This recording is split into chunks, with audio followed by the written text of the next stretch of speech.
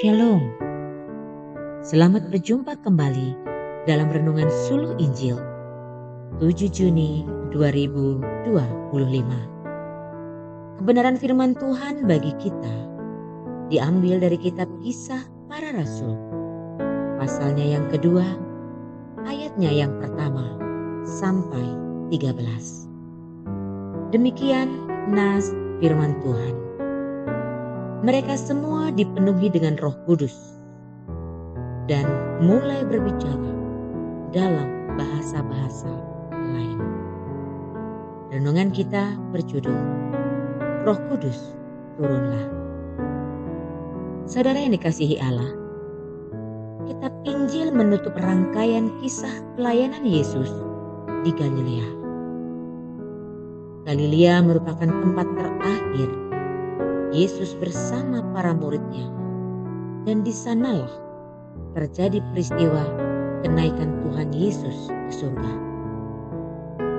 Sesudah peristiwa kenaikan Yesus, para murid meninggalkan Galilea dan kembali ke Yerusalem. Untuk apa? Untuk menantikan penggenapan janji Tuhan Yesus tentang pencurahan Roh Kudus. Pada keempat Injil tidak menceritakan tentang peristiwa pencurahan Roh Kudus. Namun sebelum meninggalkan para murid, Tuhan Yesus sudah berjanji akan mengutus Roh Kudus. Kitab Kisah Para Rasul adalah kitab yang membuka kisah peristiwa turunnya Roh Kudus yang telah dijanjikan oleh Yesus. Untuk memahaminya, mari kita renungkan. Yang pertama, hari Pentakosta menandai turunnya Roh Kudus yang adalah pribadi ketiga dari Allah Tritunggal.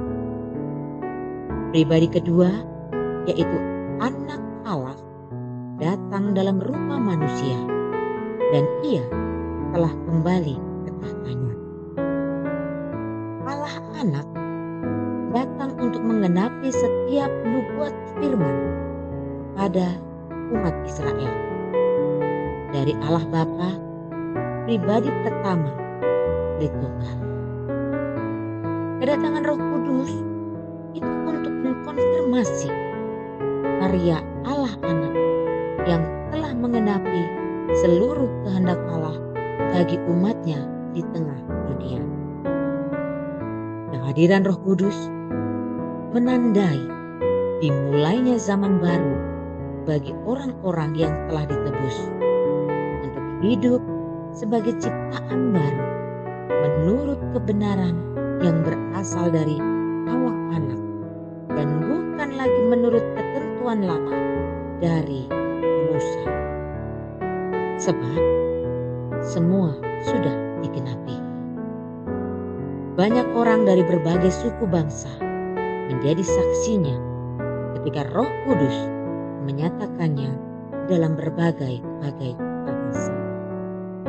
Yang kedua, hari perayaan Pentakosta umat Yahudi dikenal juga dengan Hari Buah Sulung dan akhir musim panen. Di hari Pentakosta Yahudi inilah Roh Kudus turun.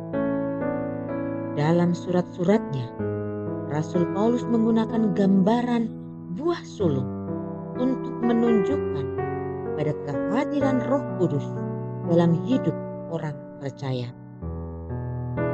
Hari Pentakosta Yahudi inilah yang dipilih oleh Allah Bapa dan Allah Anak untuk mencurahkan Roh Kudus.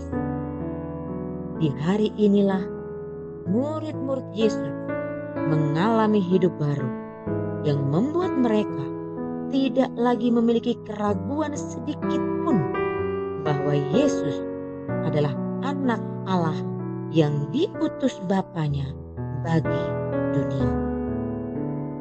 Inilah hari yang kita aminkan sebagai awal mula kekristenan. Amin. Saudara yang terkasih, selamat mempersiapkan perayaan Pentakosta. rayakanlah kehadiran dan kuasa Roh Kudus, Sang Penolong, Penghibur, Pembela bagi kita semua. Tuhan Yesus memberkati. Shalom.